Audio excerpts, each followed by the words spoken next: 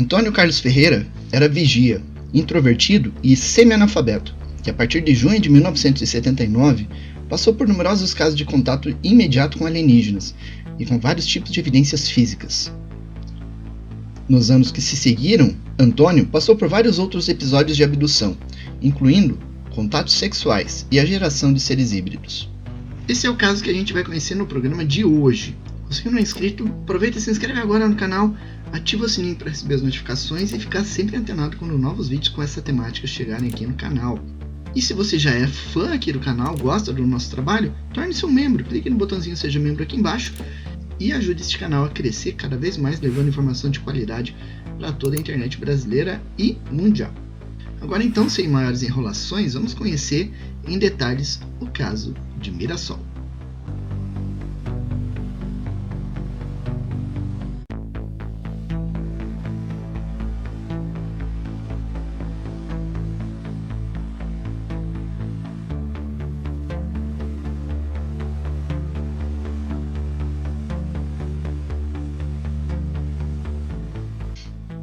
O primeiro episódio de abdução ocorreu em 28 de junho de 1979, quando Antônio, na época com 21 anos, trabalhava como vigia noturno.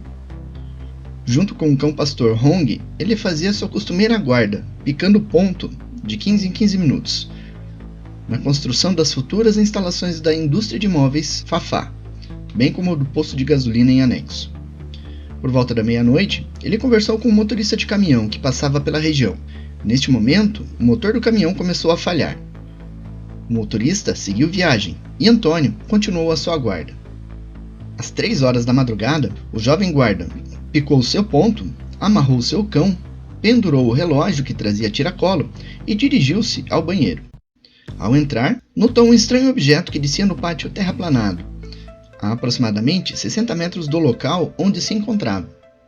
Ele pensou então em verificar o que seria aquilo, assim que saísse do banheiro. Ao sair, encontrou-se frente a frente com 3 seres de pequena estatura, um pouco mais de 1 metro de altura, que o imobilizaram com uma luz vermelha, que era emitida por uma pequena caixa quadrada, com 15 centímetros de lado, e com 2 orifícios de onde se projetava a luz. Segundo o vigia, esses homenzinhos usavam um traje de cor branca brilhante, que cobria totalmente seus corpos, inclusive as cabeças, impedindo de ver detalhes faciais. Antônio verificou também que eles traziam no peito uma pequena caixa e nas costas uma caixa maior que possuía um tubo ligando-se diretamente ao capacete na altura da boca e do nariz. No traje dos pequenos seres havia uma insígnia no lado esquerdo, na altura do peito e no mesmo local onde normalmente usamos o bolso da camisa. A seguir, os 3 transportaram-no para a nave, tendo o jovem a impressão de que flutuava em sua direção. E, curiosamente, depois da investigação, identificou as pegadas de Antônio, e elas desaparecem a alguns metros do banheiro, tanto na ida como na volta. Ao aproximar-se do objeto, o jovem notou que o mesmo era de forma ovalada, tendo aproximadamente 2 metros de base e 2,5 metros de altura, e estava apoiado em um tripé. Sua cor na parte externa era de um cinza claro metálico, sem luminosidade quando estacionado. A porta era de forma retangular e de pequena altura, pois o jovem precisou abaixar-se para poder entrar no objeto. A parte interna era toda iluminada com uma cor vermelha difusa, possuindo um painel com inúmeros botões de controle. Os assentos eram pequenos banquinhos de forma circular, apoiados em tripés, sendo todos de cor cinza e sem encosto. Quando o OVNI decolou, Antônio Carlos percebeu um ligeiro zumbido, como de um transformador em funcionamento, e um frio percorreu todo o seu corpo. Os 3 seres não lhe dirigiram a palavra em momento algum durante o percurso, fazendo apenas com que ele permanecesse sentado em seu banquinho. Nesse momento, Antônio perdeu a consciência, só recobrando novamente em outro ambiente, supostamente uma nave maior. Ali havia de 10 a 12 tripulantes. Uma parte deles apresentava pele de tom esverdeado e outra parte apresentava pele de cor escura. Todos eles usavam trajes brancos e brilhantes, possuindo a cabeça grande avantajada em relação ao corpo, olhos e bocas relativamente grandes e as orelhas grandes e pontudas. A única diferença entre os verdes e os de cor escura é que os primeiros tinham cabelos lisos e pretos, e os demais tinham cabelo carapinha, de cor avermelhada. Ambos os tipos possuíam um nariz fino e comprido. Eles falavam uma linguagem desconhecida, sendo o seu timbre de voz mais agudo do que o nosso, porém mais agradável. Os seres de pele esverdeada eram mais comunicativos, falando mais que os de cor escura. E em dado momento da conversa, Antônio Carlos pôde entender a palavra terráqueo, não sabendo se estavam falando a respeito dele ou não. Nessa sala havia monitores e uma espécie de balcão, através do qual estava um dos seres de cor esverdeada, que parecia dar as ordens aos demais, parecendo ser o chefe ou o comandante da nave. Ali ele perdeu a consciência, só recobrando novamente por volta das 5 horas da manhã, sentado na porta do banheiro, onde estava antes da sua abdução. Haviam-se passado 2 horas desde que observara o estranho objeto. Nesse momento em que ele acordou, ele sentiu-se bastante atordoado e com formigamento em todo o corpo. Mais tarde, ao final do expediente, ele foi para casa. A sua mãe, Dona Guaraci, estranhou o comportamento do filho, que normalmente brincava com ela, tomava seu café e ia para a cama descansar. Mas nesta manhã ele chegou calado, recusou o café, tomou um banho e foi deitar. Dona Guaraci imaginou que ele estivesse doente e foi verificar o seu filho, que relatou o que havia ocorrido. Achando o relato meio absurdo, pensou na possibilidade de ter ocorrido um roubo às instalações da fábrica. Ele entrou em contato com o vizinho e com o encarregado do serviço de vigilância da empresa, que verificou que nada havia sido roubado. Então ela procurou o investigador policial José Zanovello Neto, contando o ocorrido e pedindo que ele fosse até a fábrica investigar.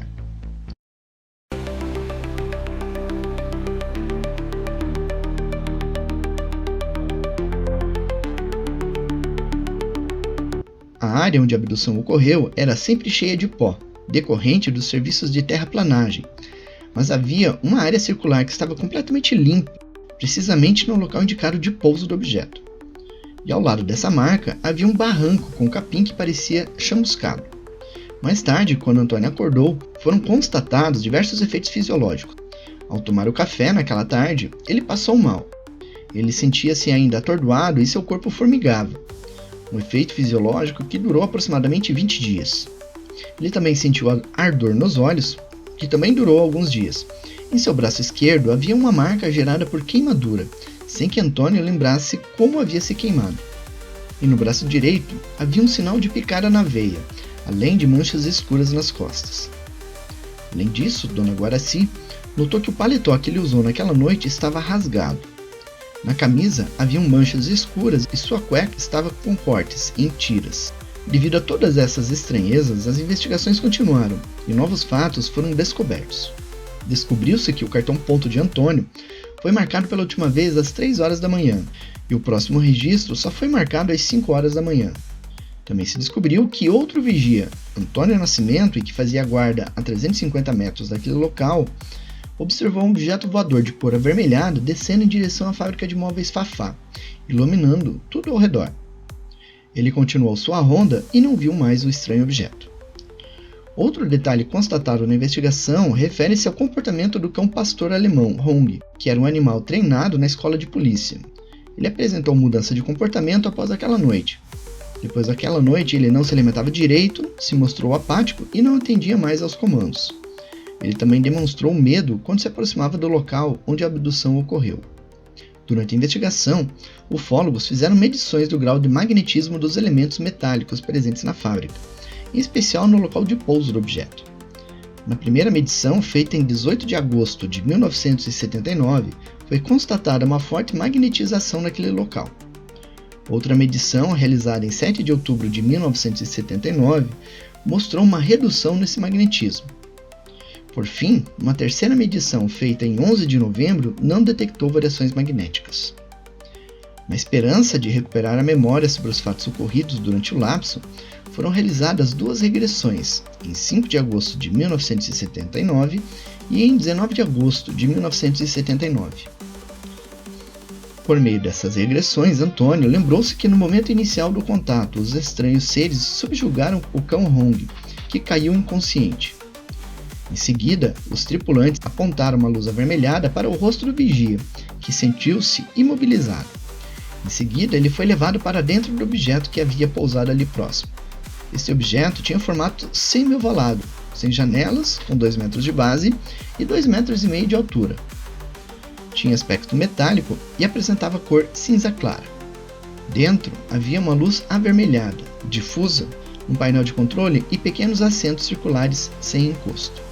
Quando o OVNI decolou, Antônio ouviu um zumbido e uma sensação de frio. Nessa etapa da abdução, os seres nada falaram ao abduzido e o mantiveram em seu assento. Ele não sabe dizer quanto tempo durou essa pequena viagem, nem como essa nave conectou-se a outra maior. Ele percebeu-se em uma sala maior, bem iluminada, que continha diversos aparelhos e seres estranhos. Todos vestiam trajes de cor branca, que cobria todo o corpo, até o pescoço. Em suas mãos havia luzes brancas. Eles tinham aproximadamente 1,20 m de altura e cabeça grande.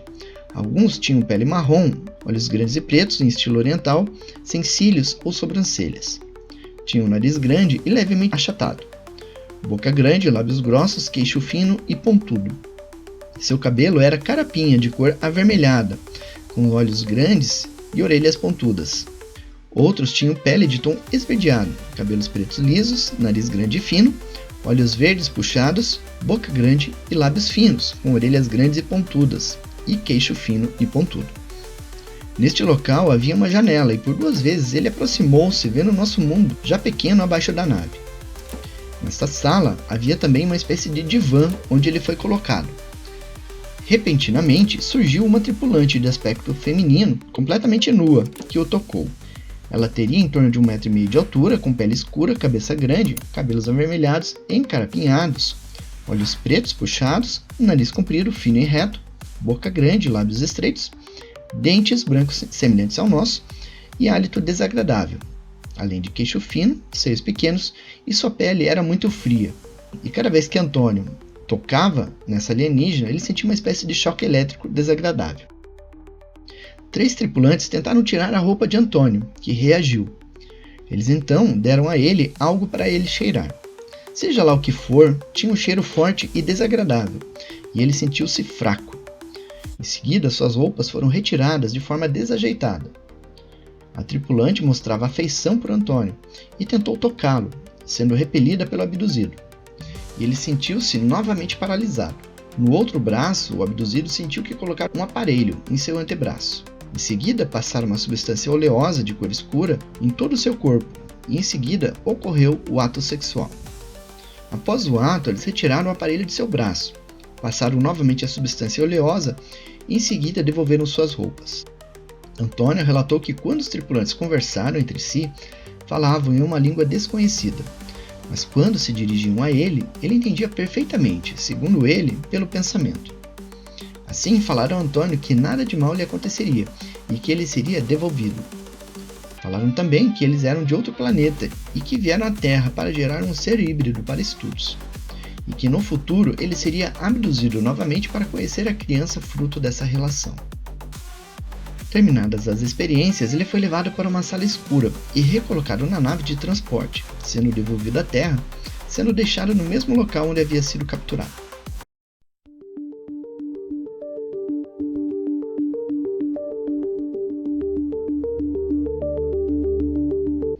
Após essa experiência inicial, meses depois, Antônio passou por 2 experiências de contato com uma bola de luz verde pequena que lhe transmitiu mensagens mentalmente. Nesta, os seres falaram ao abduzido que estavam em missão de estudo e ajuda à humanidade e que também iriam ajudar o abduzido em situações de sua vida. Depois dessas experiências de Antônio, ocorreram vários avistamentos na cidade de Mirassol. Pessoas em diferentes regiões da cidade observaram objetos luminosos de origem desconhecida nos céus da cidade. Destes, alguns fatos têm especial destaque.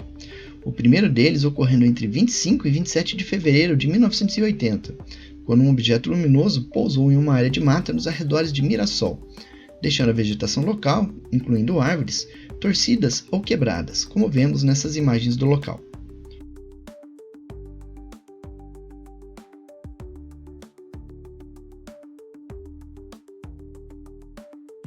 O segundo episódio, digno de nota, ocorreu em dezembro de 1980, quando houve a aparição de seres estranhos em uma área de vegetação próximo à fábrica de móveis Monte Carlo, onde Antônio Carlos Ferreira trabalhava na época. Em 6 de agosto de 1982, várias pessoas observaram um OVNI sobrevoando a região de Mirassol.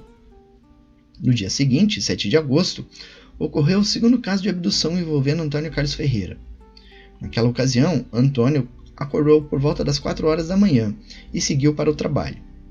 Ele trabalhava como pedreiro na fábrica de móveis Monte Carlo, na extremidade noroeste da cidade. A 1 quilômetro de sua casa, ele observou um objeto luminoso de cor avermelhada e logo sentiu-se tonto e precisou sentar no chão.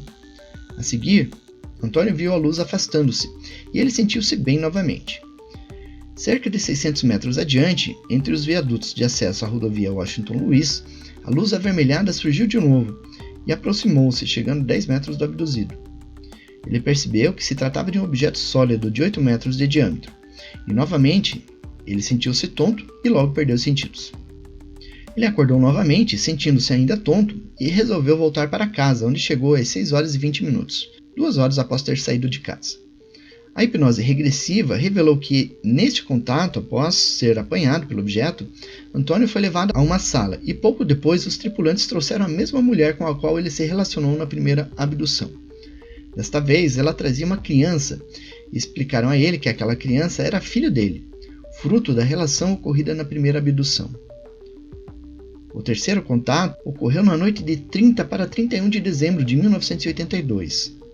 Nesta noite, Antônio dormiu na casa de seus pais que haviam viajado para a Bahia. Estando sozinho na casa, ele acordou por volta de 2 horas da madrugada e percebeu que a casa estava toda iluminada por uma luz verde. Antônio levantou-se e foi para a sala, e depois percebeu que a porta da cozinha, que dava para o quintal, estava aberta. Ele estranhou o fato, pois ele havia trancado a porta horas antes. Logo em seguida, Antônio ouviu ruídos vindo de um quarto, e ao olhar para a porta desse quarto ele viu 3 seres, semelhantes aos vistos na primeira abdução. 2 deles usavam um traje branco que ocultava o rosto e a cabeça. O terceiro usava uma vestimenta branca, sem capacete.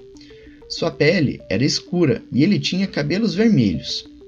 Esse tripulante segurava um aparelho cilíndrico de uns 25 centímetros de comprimento. Os seres conversaram com Antônio por telepatia, perguntando se ele estava com medo. O tripulante assinou o objeto cilíndrico que emitiu uma luz verde que atingiu e queimou a camisa de Antônio. Esse disparo também atingiu o calendário fixado na parede. E aqui vemos as 2 peças que ficaram queimadas. Ao ser atingido pela luz, Antônio sentiu-se tonto e perdeu a consciência.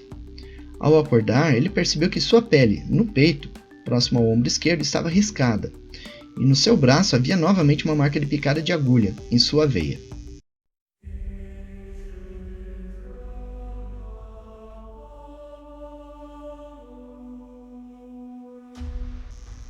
O próximo episódio de abdução na vida de Antônio ocorreu em 16 de julho de 1984. Por volta de 1h30 da madrugada, Antônio acordou para ir ao banheiro, que era situado do lado de fora da casa. Ali, ele viu-se envolvido por uma luz verde que o puxou para cima, e logo perdeu a consciência. Ao amanhecer, Jandira, esposa de Antônio Carlos Ferreira, despertou por volta das 6 horas da manhã e percebeu que seu marido não estava na cama. Mais tarde, por volta das 8 horas da manhã, ele foi encontrado atrás da casa. Ele não sabia o que havia ocorrido nas 7 horas em que esteve desaparecido. Novamente, ele apresentava uma marca de picada de agulha no braço e 2 marcas na região do deltoide e do tríceps. A primeira era uma espécie de círculo com cruz interna de 4 centímetros de diâmetro na parte superior do deltoide. A segunda, localizada do lado, para trás e pouco abaixo no tríceps, tinha a forma de um triângulo isósceles de 3,5 cm. Uma hipnose regressiva foi realizada em 29 de julho, em São José do Rio Preto.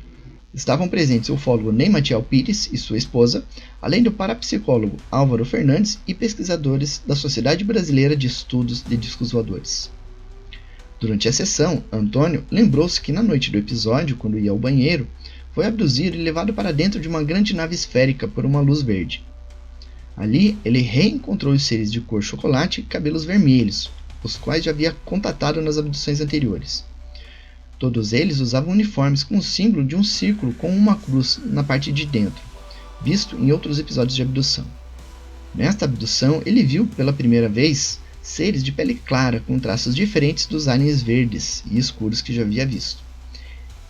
Estes tinham aspectos mais humanos, sendo muito semelhantes entre si, com cabelos compridos e louros, olhos grandes e azuis, e com 1,75 m. Trajava um macacão branco, sem emblema, justo no pescoço, nos punhos e tornozelos, e com um tecido azul. E na cintura havia algo como um cinturão largo de cor verde. Ele vestiu o mesmo traje que eles usavam, e foi levado para conhecer a nave que havia pousado em uma espécie de base de operações. Ao caminhar pelas instalações, ele viu uma grande quantidade de robôs desligados e colocados em um canto. Em um dos compartimentos havia uma espécie de divã onde ele foi colocado. Ali, o seu sangue foi extraído e depois foi levado para caminhar um pouco, acompanhado por 3 seres, um de cada tipo: os morenos, os esverdeados e os de cor clara. Ao longo dessa caminhada, ele viu coisas fora da sua realidade, descrevendo uma paisagem muito semelhante ao que os astronautas das missões Apollo relataram. Ali havia algo que ele interpretou como sendo abrigos, semelhante a fornos, e o ambiente em geral era quente. O céu era escuro, mas havia sol em tons avermelhados. No chão, a areia era muito branquinha. Havia grandes montanhas e crateras de tamanhos variados, com uma espécie de neblina cinzenta e seca. Em um local havia vários tipos de naves estacionadas, com formatos variados. Alguns esféricos do tamanho de uma casa, havia outras semi-ovais e nas proximidades um grande número de seres trabalhando em conjunto. Depois do passeio, ele foi levado para outro local, de onde ele via a Terra ao longe, suspensa acima do horizonte. Neste local, ele interagiu com seres de aspecto peludo, semelhantes a macacos terrestres, e que se comunicavam através de uma língua desconhecida. Depois disso, ele foi levado para um terceiro local, mais frio, e a partir de determinado trecho, foi levado flutuando, acompanhado por 2 seres altos de aspecto humano e loiros. Eles se aproximaram de uma montanha onde havia uma rocha com várias inscrições e algo semelhante a um mapa. Em outra rocha, ele viu os já conhecidos símbolos dos aliens responsáveis por suas abduções. Depois disso, foi levado novamente para a base, onde seu sangue foi novamente extraído e em seguida foi injetado nele um líquido branco incolor. Nessa sala, ele viu algo que interpretou como sendo caranguejos. Ele questionou os tripulantes do aparelho sobre o que era aquilo e, em resposta, o tripulante falou que era um mini-robô usado para exploração de ambientes e que se autodestrói ao final da missão. Após isso, ele foi levado de volta à nave e devolvido nas proximidades de sua casa, em Mirassol. Poucos meses depois, na noite de 4 para 5 de novembro de 1984, ocorreu um novo caso de abdução. Devido ao seu trabalho, ele dormia muito cedo. Por volta das 22h30, ele acordou sentindo muito calor e forte vontade de ir ao quintal. Ao sair, ele foi envolvido por uma luz vermelha que o puxou para o interior de uma nave, que logo acoplou-se a uma outra maior. Depois disso, ele só recorda-se de ter acordado atrás de uma casa, envolto em um cobertor. No braço havia a tradicional marca de picada de agulha, e no peito também havia marcas estranhas e salientes. A hipnose regressiva realizada posteriormente revelou vários detalhes e sequências e descrições nessa abdução que eram muito semelhantes ao da abdução anterior. Porém, em determinados momentos, ele foi levado a um laboratório onde passou por numerosos exames, com diferentes tipos de aparelhos, algo que não foi relatado na outra experiência. Ao final, ele foi levado a uma sala onde ele bebeu um líquido de cor amarelada com um sabor semelhante ao da laranja, dados por esses seres. Ali nesse local, ele recebeu a visita de um tripulante de aparência humana, alto e louro, que lhe perguntou telepaticamente se estava tudo bem. A seguir, surgiu outro ser, também louro, do sexo feminino. Após isso, ele foi deixado no quintal de sua casa, em Mirassol.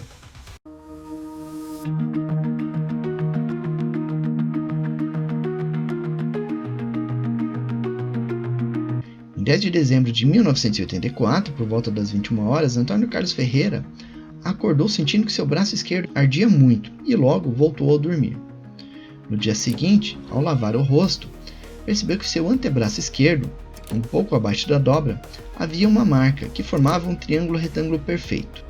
2 meses depois, na noite de 6 de fevereiro de 1985, Antônio trabalhava como guarda noturno em Mirassol. Por volta de 00h35, ocorreu outro fato insólito. Ele começou a sentir tontura e um formigamento no braço esquerdo. Ainda sentindo esses efeitos, ele encontrou-se com o guarda José Benedito da Silva, que estranhou o comportamento do colega. Assim que Antônio virou a esquina nas ruas Rui Barbosa e Benjamin Constant, surgiu uma luz verde no céu e ocorreu nova abdução. Os guardas locais notaram a ausência de Antônio Carlos Ferreira e iniciaram uma operação de busca sem encontrá-lo. Por volta de 4 horas da manhã, o guarda Fausto Elísio Pereira entrou no quintal da Delegacia Regional Agrícola. De repente, algumas árvores do quintal começaram a agitar-se violentamente, como se estivessem agitadas por um forte redemoinho. Curiosamente, apenas árvores em um local específico estavam agitadas e as demais estavam inertes, paradas, e não havia vento perceptível naquele momento. Assustado com o fenômeno, Fausto correu para a rua. Encontrou-se com o guarda José Benedito, que subia pela Rui Barbosa, junto a outro vigia. Os três seguiram para o local e, na entrada para o quintal, perceberam que as mesmas árvores ainda estavam agitadas e ouviram um ruído que lembrava uma risada. Repentinamente, tudo voltou ao normal. A seguir, eles entraram no quintal e encontraram Antônio Carlos desacordado, deitado de bruços, com os braços estirados para a frente. Eles aproximaram-se para ajudá-lo e perceberam que seu corpo estava gelado e só conseguiram acordá-lo por volta das 4h30 da manhã. Atordoado, ele foi conduzido para a sede da guarda. O chefe da guarda ligou para o ufólogo Ney Matiel Pires informando o fato. Depois, ele foi levado para casa, onde ele sentia dores na perna esquerda. Dias depois, em 21 de fevereiro de 1985, por volta das 3 horas da madrugada, Antônio estava de guarda na rua Miguel Alves da Costa, no bairro São José. A noite estava calma e sem ventos. Repentinamente, ele foi envolvido pela luz verde e rapidamente perdeu os sentidos. O guarda Luiz Carlos logo percebeu a ausência de Antônio Carlos e informou o chefe da guarda sobre o desaparecimento do vigia. Uma busca foi iniciada sem conseguir localizá-lo. Por volta das 5 horas, ele foi encontrado na calçada, na esquina das ruas Miguel Alves da Costa, com Fortunato Zanovelo, a 100 metros do local onde foi capturado. Toninho Camargo, que morava na casa, de frente ao local onde Antônio foi deixado, ouviu quando o guarda Luiz Carlos tentou acordar Antônio Carlos Ferreira. Ele saiu para ajudar e logo depois telefonou para o ufólogo Ney Matiel Pires, que dirigiu-se ao local. Segundo o ufólogo, o abduzido estava com o corpo rígido, com pulso fraco, batimentos cardíacos e respiração muito lentos. Sua farda estava desalinhada. Embora naquela manhã estivesse quente e sem ventos, o corpo de Antônio Carlos Ferreira estava bem frio. Toninho providenciou uma manta para tentar aquecer o corpo, mas sem resultado imediato.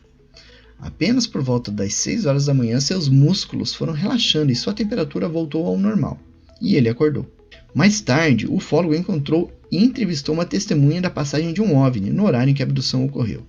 Trata-se de um vigia, que estava próximo da região e observou a passagem de uma luz sobre a região onde a abdução ocorreu. Os casos ufológicos envolvendo Antônio Carlos Ferreira continuaram até o fim de sua vida, sendo acompanhados de perto pelo ufólogo Ney Matiel Pires. E este caso é um dos casos clássicos da ufologia brasileira.